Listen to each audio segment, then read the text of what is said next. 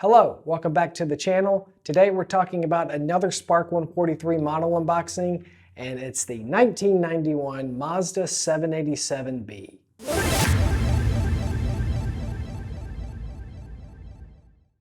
In 1991, Peugeot made its grand return with two 905s to try and take the fight to Jaguar and Mercedes. In qualifying, Mercedes had the fastest cars overall, but due to the rules, the naturally aspirated cars started up front. That meant the two Peugeots took off and held a commanding lead for a good portion of the race. However, after a great start from Peugeot, one of the cars comes into the pits with problems and ends up retiring from the race. This was great news for Mercedes as all three cars went to the lead well into the night. However, during the night, two of the cars ended up having mechanical failures and retired. But come daybreak, the sole remaining Mercedes is in the pits with transmission issues. The car ends up retiring, and the number 55 Mazda takes the lead with the two factory Jags close behind. In the end, the Mazda 787B with its unique rotary-powered engine takes the victory. An amazing achievement for a brand that has been trying to win here for 31 years. It's the first win for the Japanese marque in 13 attempts, and the most memorable because the 787B had a rotary engine.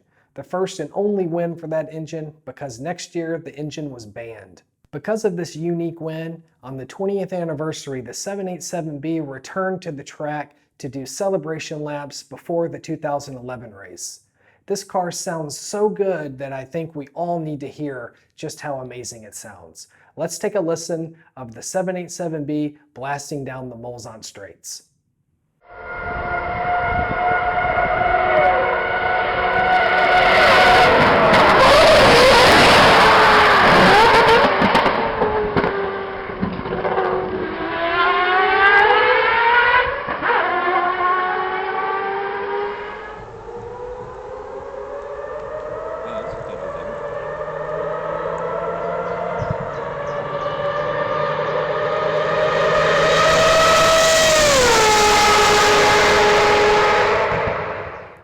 Wow, I will never get over the sound of that car.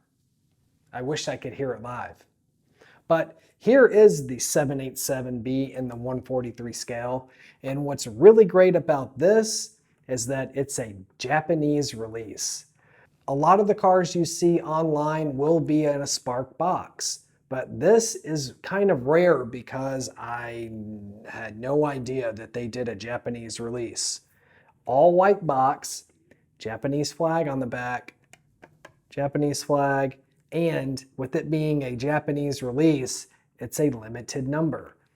They made 1,008 pieces of this car, and this is number 510. And the sides are open, so you get a great shot of the front and the back. And I love these boxes because they just slide right out. So let's just take a look at how amazing this car is. The bright orange with the contrast of the green and this sort of argyle checkered pattern is one of the most unique and iconic liveries in the history of the race. The bright orange really stood out, and coupled with that amazing sound, how can anyone not love this car? No one that year would have predicted that Mazda would win the race outright. But with a little luck on your side, anything can happen. It's not about who has the fastest car, it's who can outlast them all, and Mazda certainly did that. I love the different wheel designs. Up front you have solid pieces, while in the back you've got spoke wheels. The Japanese flag on the front of the base plate, and the limited number on the back. And wow, this car just looks amazing. There were three drivers for this car, and I'm going to try and pronounce this correctly. Berthold Weidler, Johnny Herbert, and Bertrand Gachot. And they ended up winning overall in a car that would go on to have an amazing icon and legacy to this day. Because this car travels the world to showcase its gorgeous looks and intoxicating sound. Most recently, it was at the 100th anniversary of the Le Mans 24 Hours. Along with many of the other winners, this one was a crowd favorite as it was revving up and down the pit straights and igniting a spark in all the fans' hearts.